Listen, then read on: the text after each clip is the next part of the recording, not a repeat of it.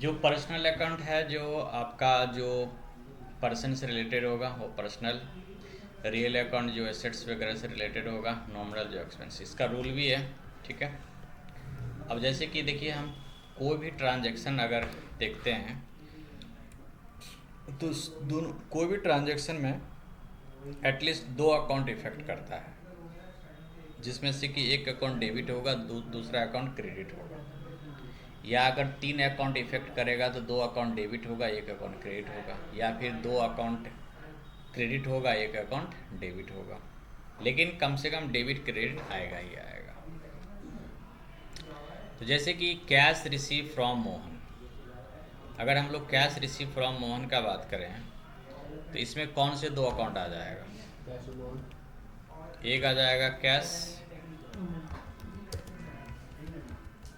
दूसरा आ जाएगा मोहन से account.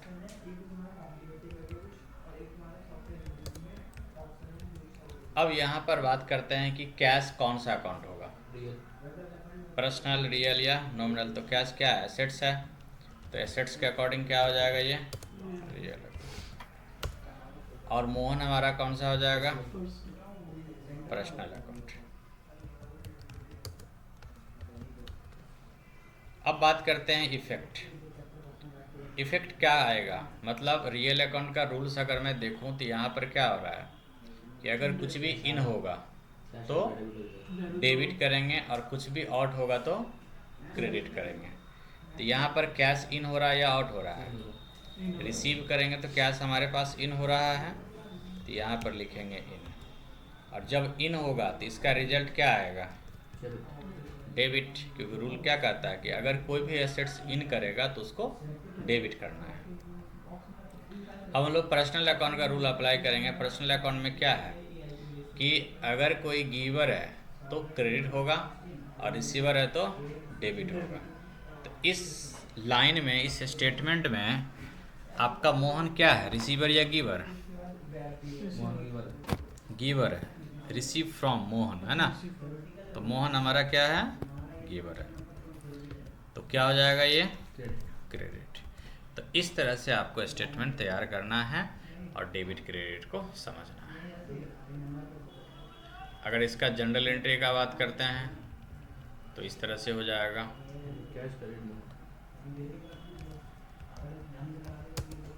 Cash account debit to Mohan's account.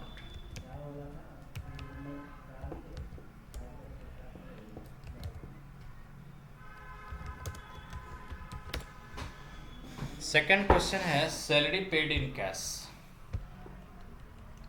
अगर हम सैलरी पेड इन कैश का बात करते हैं तो कौन से दो अकाउंट आ जाएगा इसमें? सैलरी होता है ना, कैश जा रहा है, सैलरी को मिल रहा है, डेबिट सैलरी क्रेडिट कैश, है ना, कि एक हो जाएगा हमारा कौन सा अकाउंट? Salary account. दूसरा कौन सा अकाउंट हो जाएगा? Cash account. अब बताइए कि सैलरी कौन सा अकाउंट होगा? नॉमिनल अकाउंट होगा क्योंकि एक्सपेंस से रिलेटेड है। और कैश कौन सा अकाउंट होगा? रियल अकाउंट होगा।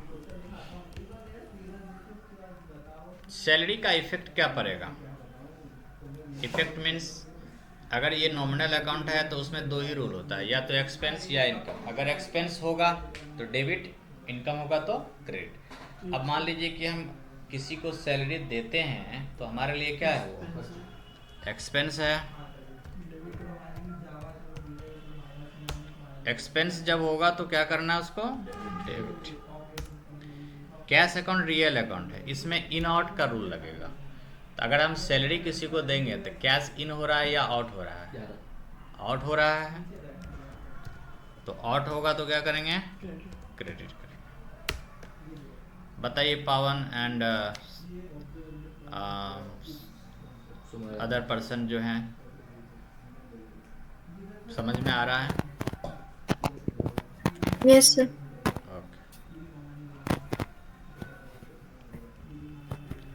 Next, cash deposit into bank. इसमें भी दो अकाउंट आ जाएगा। एक हो जाएगा आपका कैश अकाउंट, ठीक है। आप बताइए कैश इसमें से कौन सा नेचर का होगा? Real account. अगर ये कैश रियल अकाउंट होगा तो उसे हम डेबिट करेंगे या क्रेडिट करेंगे, ये डिपेंड करता है कि इन हो रहा है या आउट हो रहा है। तो कैश डिपॉजिट कर रहे हैं तो डिपॉजिट करेंगे तो कैश क्या होगा? आउट। और आउट होगा तो क्या होगा? वो क्रेडिट, मेरे पास से ज़्यादा बैंक में है ना। हमारे पास से क्या हो रहा है? वो आउट हो रहा है। दूसरा अकाउंट क्या है? बैंक। बैंक कौन सा अकाउंट है? पर्सनल, क्योंकि वो एक कंपनी है। कोई भी कंपनी से रिलेटेड अकाउंट होगा वो आपका पर्सनल अकाउंट होगा।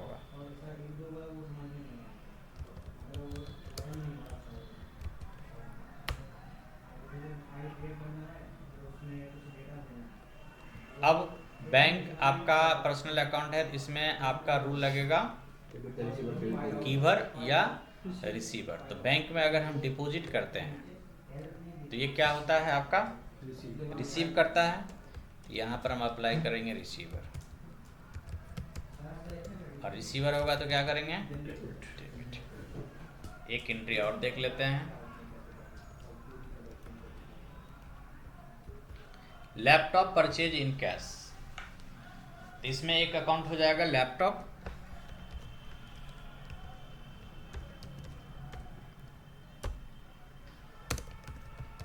लैपटॉप कौन सा account? Asset. Real account. Real में होता है इन या आउट, तो परचेज करेंगे तो क्या होगा? इन। और इन होगा तो क्या करेंगे? डेबिट, है ना।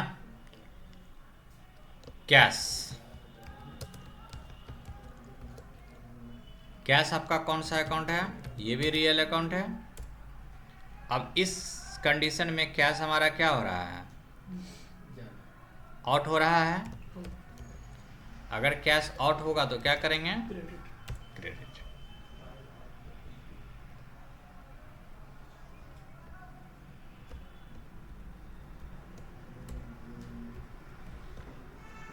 चेक रिसीव फ्रॉम गरिमा, जहां पर चेक होगा वहां पर हम बैंक वर्ड यूज करेंगे।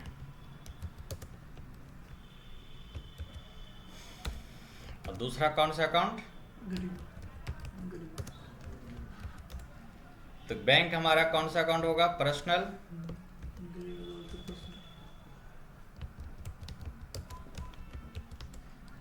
गरिमा कौन सा अकाउंट होगा? ये भी पर्सनल होगा। हेलो, यस, बोलिए। नमस्कार, क्या बात है आपका?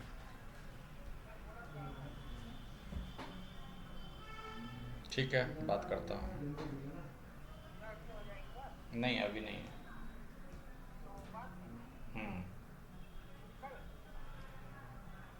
मैं बात करता हूँ आपसे।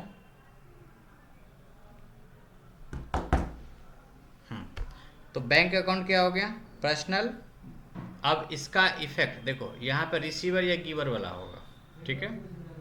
तो बैंक में sorry, check receive from bank, तो ये जो पेमेंट है ना, ये हमारे पास आएगा, ठीक है। बैंक रिसीव कर रही है चेक, चेक रिसीव फ्रॉम गरिमा, है ना। तो बैंक में बैलेंस आएगा, देगी कौन? गरिमा देगी। तो बैंक यहाँ पर क्या है? रिसीवर। और गरिमा कौन है यहाँ? गिवर। तो रिसीवर को हम लोग क्या करते हैं? डेबिट। और गिवर को क्या करते हैं? क्रेडिट। चेक रिसीव फ्रॉम गरिमा, इसका दो स्टेज बन सकता है। जैसे गरिमा ने हमको एक चेक दे दिया, अब हो सकता है मैंने उसको बैंक पे लगाने गया, मैं बैंक में लगाने गया और चेक बाउंस हो गया, तो मेरे बैंक में तो पैसा नहीं बढ़ा, बैंक में तो पैसा बढ़ा, लेकिन इस एंट्री से क्या होगा? तो मेरे लेजर में तो क्या होगा? मेरे अकाउंट में क्या होगा कि ये शो हो जाएगा कि बैंक में पैसा बढ़ गया। तो क्या इसको दो स्टेज में कर सकते हैं कि हाँ, चेक का लेजर अलग बनाएंगे, चेक का जो आया, फिर जब चेक डिपॉजिट हो जाए फिर चेक टू बैंक करें। देखिए, वैसे अगर अकाउंटिंग टेक्नोलॉजी के अकॉर्डिंग देखते हैं तो हम लोग क्या करते हैं? इसको चेक रिसीव फ्रॉम बैंक को हम लोग क्या करते हैं? कैश मान लेते हैं, ठीक है। अभी हमने चेक रिसीव किया है, बैंक में डिपॉजिट नहीं किया है। तो जब हम रिसीव करेंगे तो cash account debit to Garima account, ये हमारा चेक रिसीव करने का हुआ। जैसे कि मान लीजिए आपने मुझे चेक दिया है ना, तो हम अभी डायरेक्ट, अगर मुझे आज ही अकाउंटिंग करना है, आज ही मुझे एंट्री पोस्ट करना है, तो हम डायरेक्टली बैंक को डेबिट नहीं कर सकते, क्योंकि हमारे बैंक में अभी डेबिट हुआ नहीं है वो। तो हम उसको क्या करते हैं, कैश मान लेते। हो सकता है कल संडे हो, परसों ऑफ हो, लेकिन हमने तो चेक रिसीव किया, हमें तो एंट्री पोस्ट करना है, तो उसको हम लोग क्या करते हैं, कैश मान लेते हैं। लेकिन जिस दिन हम उसको क्या करेंगे, बैंक में डिपॉजिट करेंगे, तो उस दिन हम लोग क्या करेंगे, उसको बैंक अकाउंट डेबिट और फिर क्रेडिट क्या हो जाएगा, कैश।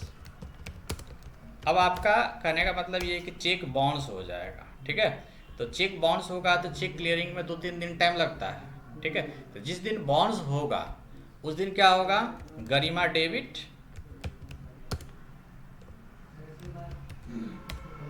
ठीक है, गरिमा अकाउंट डेबिट, क्योंकि वो जब दी थी तो वो क्रेडिट हो गई थी, फिर से उससे पेमेंट लेना है हमें टू बैंक अकाउंट, है ना। ये एंट्री कैश कट गया, बैंक कट गया, गरिमा कट गया, ठीक है। तो इस तरह से हम लोग अकाउंटिंग एंट्री पोस्ट करते हैं। बाकी इससे ज़्यादा है तो आप धीरे धीरे जैसे जैसे हमारे क्वेश्चंस आती जाएगी, क्वेश्चन देते जाएंगे, तो आपको मैं वो बताते जाऊँगा। अब हम लोग बात करते हैं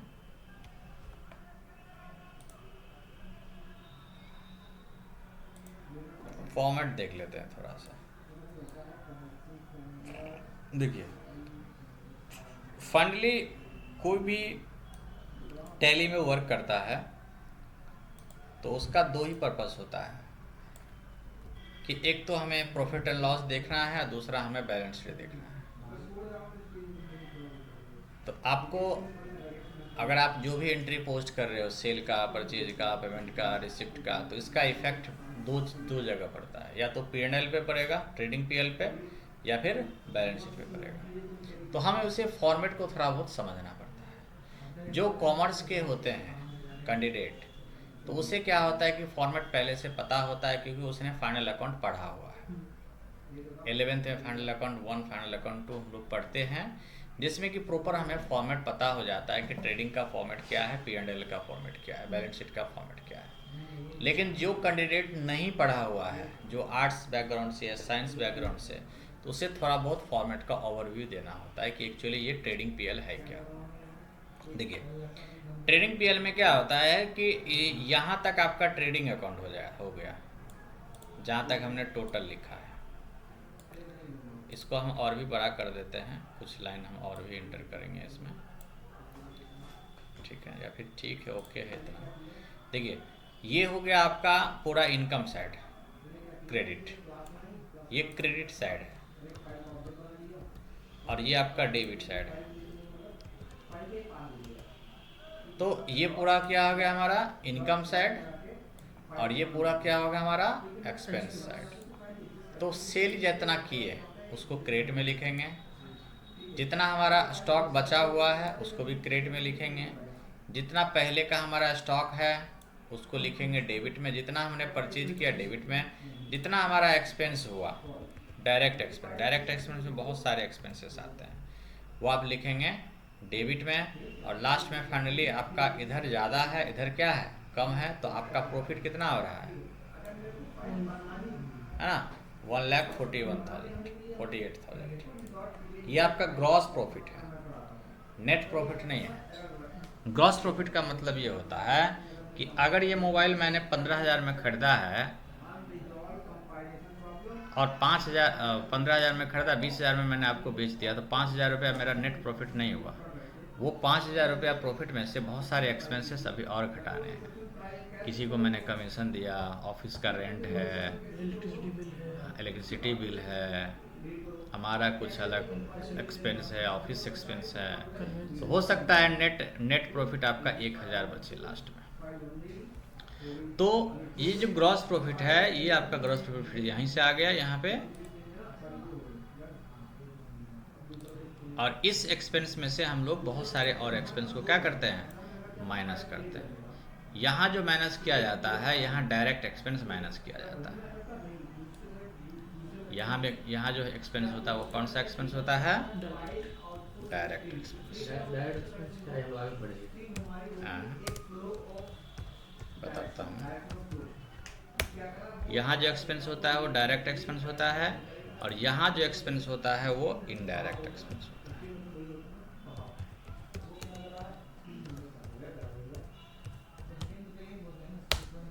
देखिए ये समझिए, बहुत इंपॉर्टेंट है डायरेक्ट इनडायरेक्ट को समझना। यहाँ पर ट्रेडिंग अकाउंट है ये पूरा, ठीक है, और ये आपका प्रॉफिट एंड लॉस अकाउंट। देखिए यहाँ पे ट्रेडिंग ये वाला हो गया पार्ट, और ये वाला पार्ट क्या हो गया आपका? Profit and loss account. यहाँ जो फाइनली माइनस करके आएगा वो आपका नेट प्रॉफिट होगा।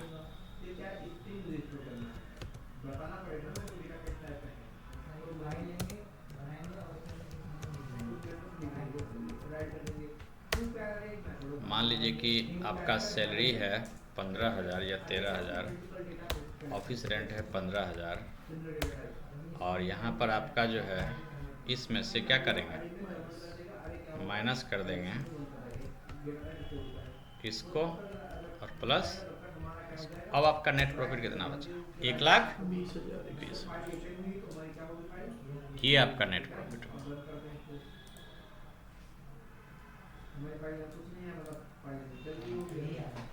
तो देखिए डायरेक्ट एक्सपेंस और इनडायरेक्ट एक्सपेंस को समझिए, दोनों है एक्सपेंस ही। डायरेक्ट एक्सपेंस होता है जहाँ पे हम लोग मैन्युफैक्चरिंग वर्क करते हैं, जहाँ हम किसी भी प्रोडक्ट का मैन्युफैक्चरिंग करते हैं, बनाते हैं, है ना, वो हमारा क्या होता है? डायरेक्ट एक्सपेंसेस होता है। जैसे कि मान लीजिए कि ये मोबाइल कहीं ना कहीं मैन्युफैक्चरिंग हुआ होगा, तो मोबाइल बनाने के लिए हमें रॉ मटेरियल लाना पड़ा, मोबाइल बनाने के लिए फैक्ट्री में हमें ऑयल लाना पड़ा, ग्रीस लाना पड़ा, वाटर लगाना पड़ा, वेजेस लगाना पड़ा, फैक्ट्री का रेंट देना पड़ा, फैक्ट्री का इलेक्ट्रिसिटी देना पड़ा। तो फैक्ट्री से रिलेटेड जितना भी एक्सपेंसेस होगा आपका वो डायरेक्ट एक्सपेंस होगा। मतलब गुड्स के प्रोडक्शन के ऊपर जितना होता है एक्सपेंसेस, चाहे वो सर्विसेज के प्रोडक्शन के ऊपर भी एक्सपेंस, जैसे मूवी बनता है तो मूवी बनाने में बहुत सारे एक्सपेंसेस होते हैं, दैट इज डायरेक्ट एक्सपेंस।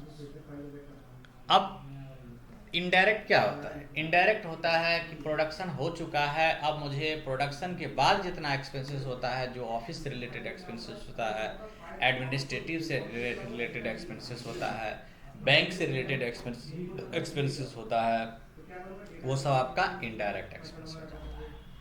जैसे अगर मैं इनडायरेक्ट एक्सपेंस का या डायरेक्ट एक्सपेंस का लिस्ट अगर मैं देखूं तो देखिए direct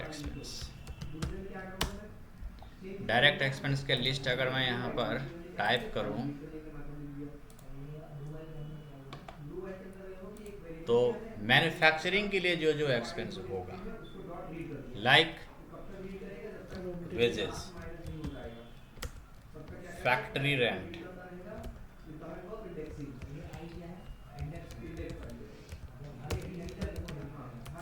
factory electricity,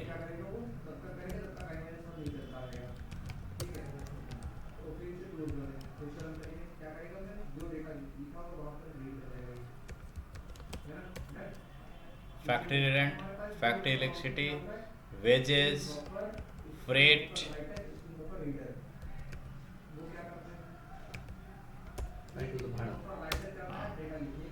freight on purchase लिख दो।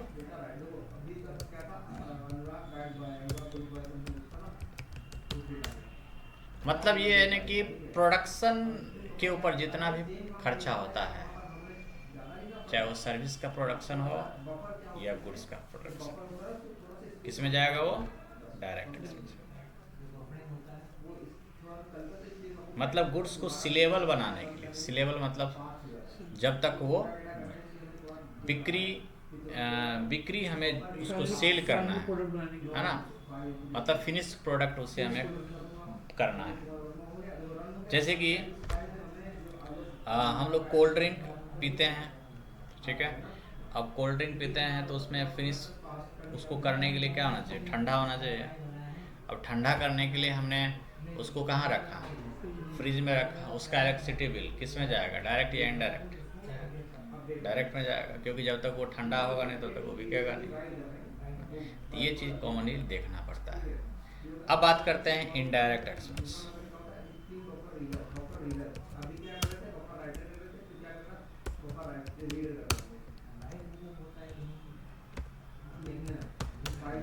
इनडायरेक्ट एक्सपेंस में आपका आ जाएगा सैलरी,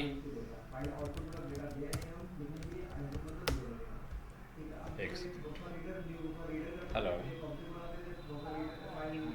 हाँ बोलो।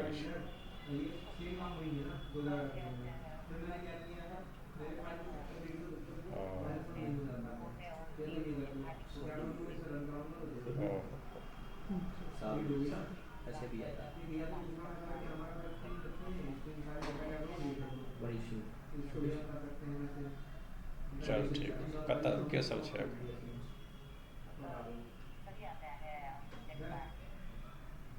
अच्छा अच्छा ठीक, कहीं ना कतौ लऽ जेतै हॉस्पिटल। चल ठीक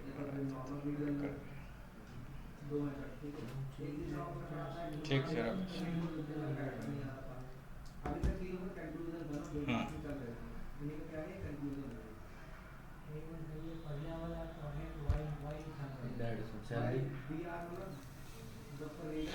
सैलरी हो गया, कमीशन, ऑफिस का इलेक्ट्रिसिटी,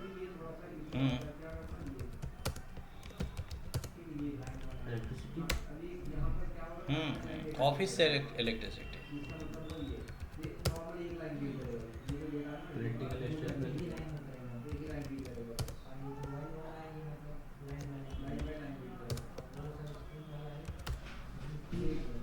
प्रिंटिंग स्टेशनरी भी इसी में आ जाएगा, ये भी इसी में जाएगा। मतलब ऑफिस एडमिनिस्ट्रेशन से रिलेटेड जितना भी एक्सपेंस है ना, सारे के सारे इसी में जाएगा। मतलब 90% जो एक्सपेंसेस होता है आपका इनडायरेक्ट ही होता है। अगर मान लो कि कभी भी एंट्री आप कर रहे हैं, अगर आपको लगता है कि ये इस एंट्री में हमें कन्फ्यूजन है कि डायरेक्ट जाएगा या इनडायरेक्ट जाएगा, तो उसको आपको किस में करना है? तो जैसे आप मैंने डायरेक्ट एक्सपेंस कर लिया, इनडायरेक्ट एक्सपेंस कर लिया, तो बस तो ये है कि अगर इनडायरेक्ट एक्सपेंस ग्रुप अगर जाता है, ग्रुप इनडायरेक्ट एक्सपेंस होता है, तो वो बाद में ग्रॉस में से माइनस होगा, या तो पहले माइनस हो जाएगा। हाँ, माइनस तो इसे दोनों को होना है, माइनस तो दोनों को होना है। चलो वो सब बाद में बात करेंगे।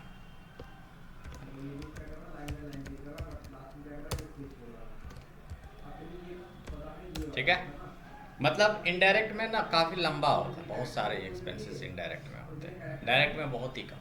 अब रेयर केस जहाँ पे आपको लगे ना कि फैक्ट्री से रिलेटेड एक्सपेंस है, उसी को आप डायरेक्ट ट्रीट करो, बाकी आपको लगता है कि किस में जाएगा ना, इनडायरेक्ट में डाल दो। ये चीज़ है, बताइए आप लोग को क्लियर है ये?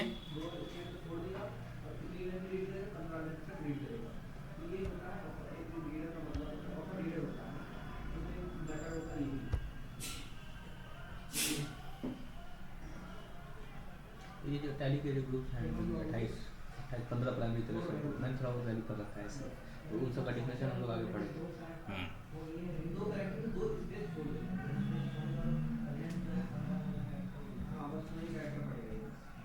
और वो जो बात कीजिए मैम है, वो एलएमएस वाला जो वेबसाइट है उसमें भी पीडीएफ टैली से पीडीएफ भी मिलेगा। हाँ उसमें मिलेगा। तो यहाँ तक क्लियर है आप लोगों को?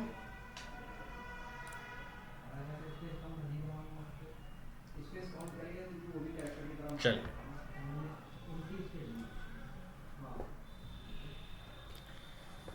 अब देखिए, अब हम थोड़ा सा बैलेंस शीट का ओवरव्यू लेते हैं।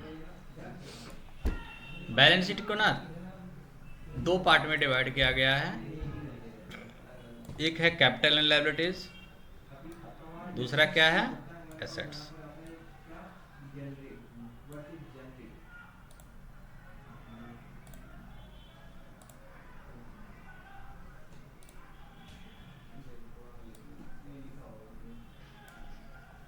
इसमें जितना आपका ओपनिंग बैलेंस होगा वो आपको डालना है, ठीक है। कैपिटल में जितना आपने बैलेंस लगा रखा है, प्रॉफिट का मतलब आपने जितना पिछले साल प्रॉफिट कमाया, अगर नया बिजनेस है तो कोई प्रॉफिट होगा नहीं। बैलेंस शीट कब बनता है? ईयर एंड में, जैसे अभी 31 मार्च आएगा तब बनेगा बैलेंस शीट, या फिर बीच बीच में आपका बैलेंस शीट बनते रहता है, आप वहाँ चेक भी कर सकते हो, आप प्रॉफिट भी उसमें ऐड होते रहता है। जैसे आज से आपने बिजनेस स्टार्ट किया, आज ही आपका बहुत अच्छा सेल गया, तो जो भी आज का प्रॉफिट होगा वो उसमें ऐड ऑन हो जाएगा, इतना आज तक का प्रॉफिट मेरा ये है, हर जनरल एंट्री के बाद इफेक्ट पड़ता है बैलेंस शीट इफेक्ट पर। पड़ेगा। हाँ ठीक है, लेकिन स्टार्टिंग में क्या होता है कि आपने परचेज ज़्यादा किया, एसेट्स ज़्यादा हुआ, एक्सपेंस ज़्यादा हो, तो प्रॉफिट क्या होता है, कम रहता है, लॉस ही जाता है, 6-7 महीना तक आपका लॉस ही दिखेगा, है ना ये चीज़। तो ये आपका हो गया कैपिटल, ये हो गया आपका फिक्स एसेट्स,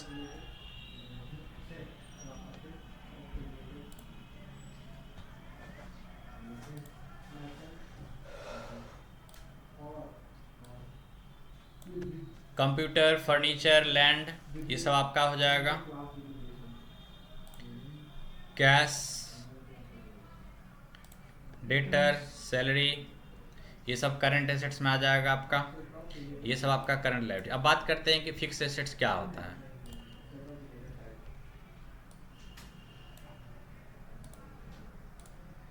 देखिए फिक्स एसेट्स होता है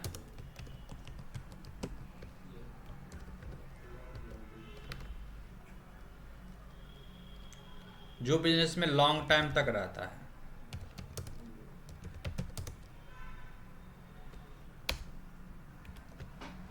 ठीक है, जो बिजनेस में long term लॉन्ग टाइम तक रहता है वो क्या होता है आपका fixed asset. Fix assets. जैसे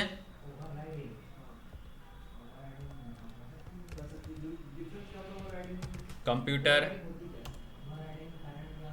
है ना, Machine, furniture,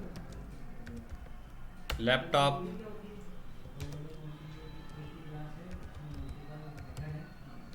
building, plant,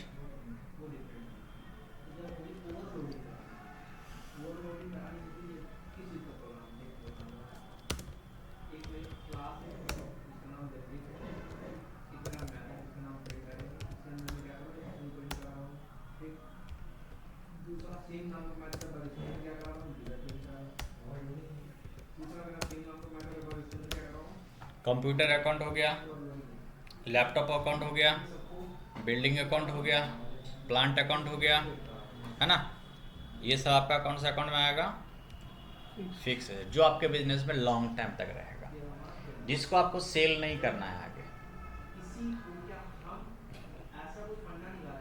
take विद्या में जितने भी लैपटॉप हैं वो क्यों रखा हुआ है, प्रैक्टिस करने के लिए, सेल करने के लिए नहीं रखे हुए हैं। एलईडी है, सेल करने के लिए नहीं रखे हैं।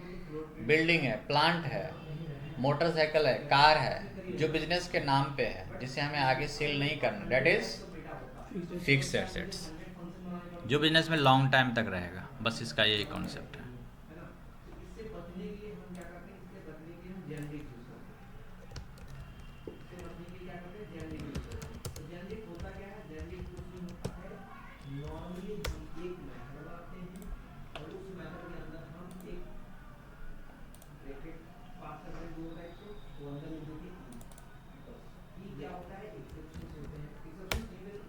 करंट एसेट्स, करंट एसेट्स में आपका आ जाएगा जो शॉर्ट टाइम के लिए बिजनेस में रहेगा, शॉर्ट टर्म के लिए,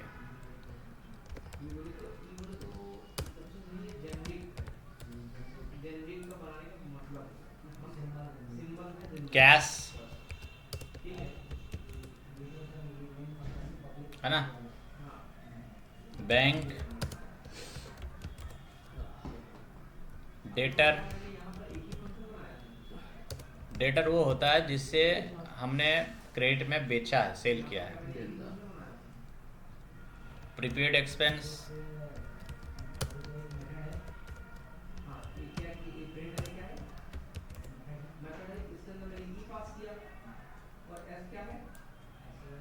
तो इस तरह के जो एक्सपेंसेस होते हैं वो आपका शॉर्ट टर्म होते हैं, और शॉर्ट टर्म जो होगा वो आपका किस में जाएगा, Current asset. करंट एसेट्स में जाएगा। ठीक है, अब बात करते हैं करंट लायबिलिटी। लायबिलिटीज का मतलब क्या होता है, जो मुझे पे करना है,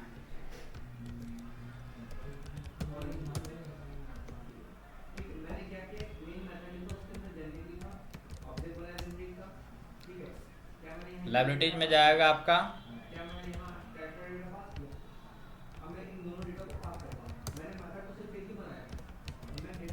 आउटस्टैंडिंग सैलरी,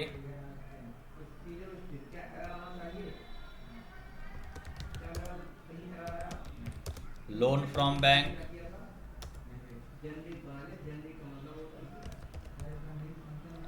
क्रेडिटर,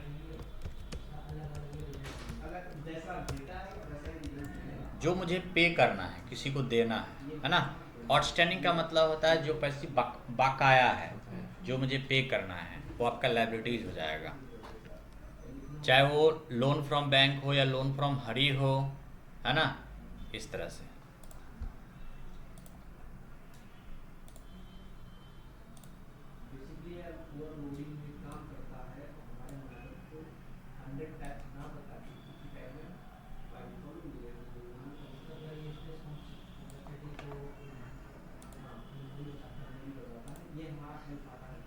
ठीक है, चलिए, तो यहाँ तक हमने आज कवर किया है। इसका वीडियो भी आप लोगों को मैं